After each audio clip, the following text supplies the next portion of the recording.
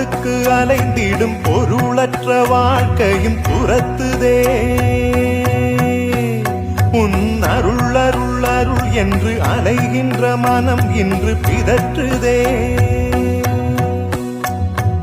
அருள் விழியால் நோக்குவாய், மலர்பதத்தால் தாங்குவாய், உன் திருக்கரம் என்னை அரவணைத்துனதருள் பெற பிச்சை பாத்திரம் ஏந்தி வந்தேன்.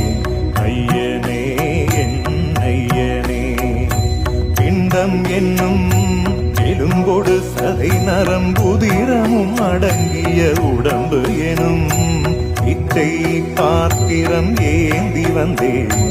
ஐயனே என் ஐயனே.